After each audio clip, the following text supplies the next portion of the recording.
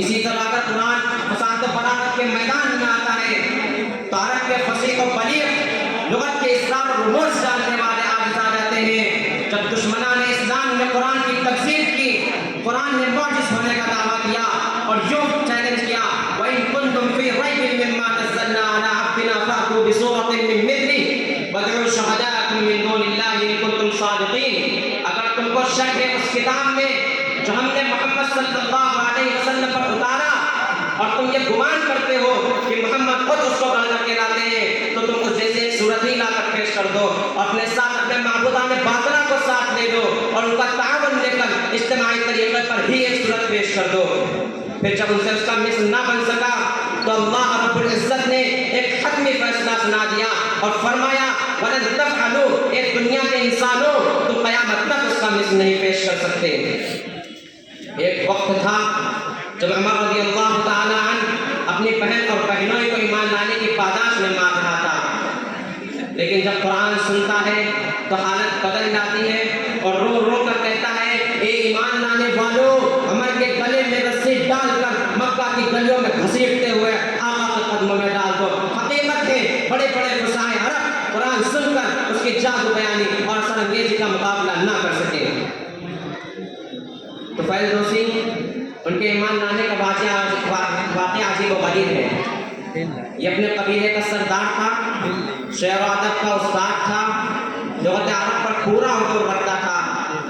جو قرآن کریم کے چند الفاظ سنے تو فوراً نبی کا دیوانہ ہو گیا اور اپنے آپ کو ہمیشہ ہمیشہ کے لیے دامن رسالت سے وابستہ کر دیا۔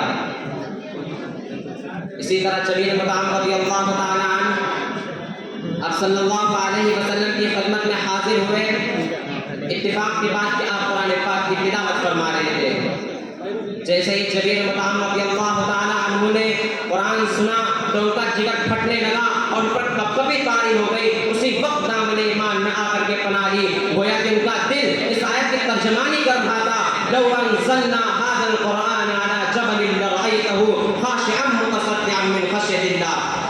اور یہ بھی اس کتاب کا اعجاز ہے کہ اس کی حفاظت کا وعدہ خود اللہ رب العزت نے دیا اور فرمایا انا نحن نزلنا الذکر وانا له لحافظون، ہمیں نے اس قرآن کو نازل کیا اور ہمیں اس کی حفاظت کرنے والے ہیں۔ یہی تو وجہ ہے کہ 1400 سال کا عرصہ گزر گیا، کسی قسم کی تحریف نہ ہو سکی، جبکہ ہر زمانے میں فرعون وقت نے اس کو مٹانا چاہا۔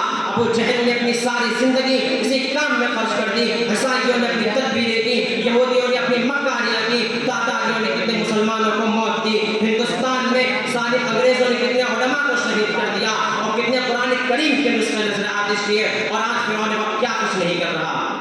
لیکن شاید ان کو معلوم نہیں جب اللہ رب العزت کسی چیز کی حفاظت کرنے پر آتا ہے تو اللہ پرندوں سے کام لے لیتا ہے۔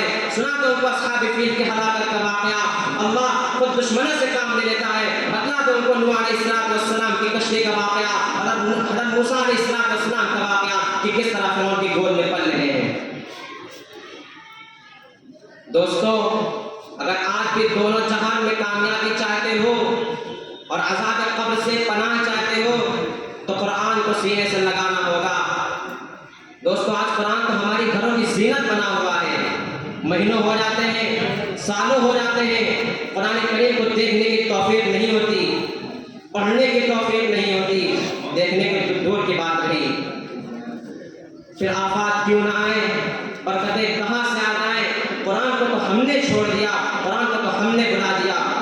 اگر آج بھی دونوں جہان میں کامیابی چاہتے ہو اور عذاب قبر سے پناہ چاہتے ہو تو قرآن کو سینے سے لگانا ہوگا، اس کے احکام پر عمل کرنا ہوگا، اپنی اولاد کو حافظ قرآن بنانا ہوگا، اس کے احکام پر عمل کرنا ہوگا۔ یہ نسخہ شفا ہے، اس کو عمل میں لانا ہوگا۔